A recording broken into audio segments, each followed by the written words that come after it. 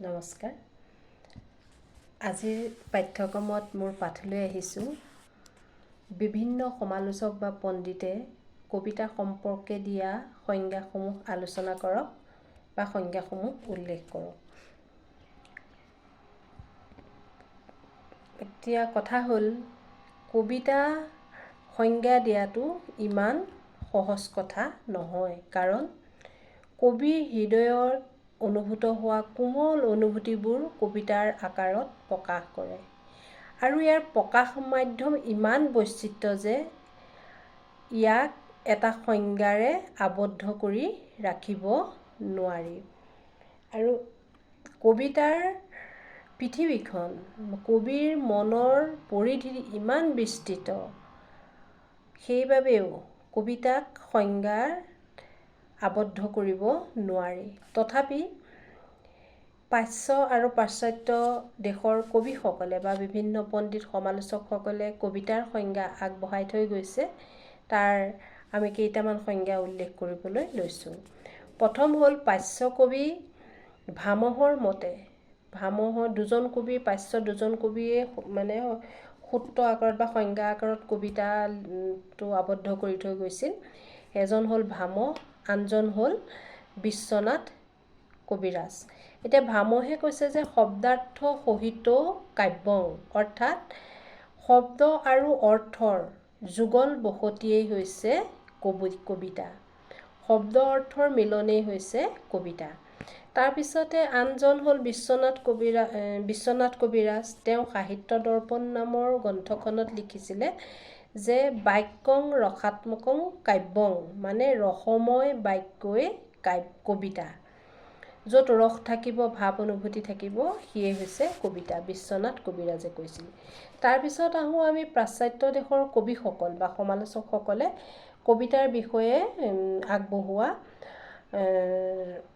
সংজ্ঞাসমূহৰ বিষয়ে। এতিয়া জনছনে কৈছিলে যে ছন্দোবদ্ধ ৰচনাই হৈছে কবিতা। কবিতাত কি থাকে? ছন্দ। তেখেতে সেইকাৰণে কৈছিলে একে আষাৰতে ছন্দোবদ্ধ ৰচনাই হৈছে কবিতা। তাৰপিছতে আহোঁ আমি ৱৰ্ডছৱৰ্থৰ কথালৈ।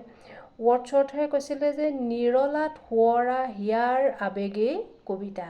কবিয়ে কি কৈছে? নিৰলাত, নিৰ্জনত, মানে কবিৰ মানে সোঁৱৰণ কৰা কথাখিনিয়েই কবিতা বুলি কৈছে। তাৰ উপৰি তেখেতে আৰু এটা কৈছিল যে উপচি উঠি আপোনা আপুনি, মানে আবেগৰ পাৰ ভাঙি ঢল বাগৰি অহা আবেগেই বা লিখনেই হৈছে কবিতা বুলি তেখেতে কৈছে।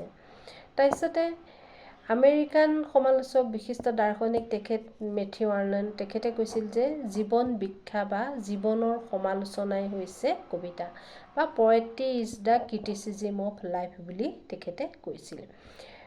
কলেজে কৈছে যে উৎকৃষ্ট শব্দপুঞ্জৰ উৎকৃষ্ট বিন্যাসেই কবিতা। কলেজক আমি জানো প্ৰথম ৰোমান্টিক কবি। তেখেতে কি কৈছিল যে উৎকৃষ্ট শব্দপুঞ্জৰ উৎকৃষ্ট শব্দবিন্যাসেই কবিতা।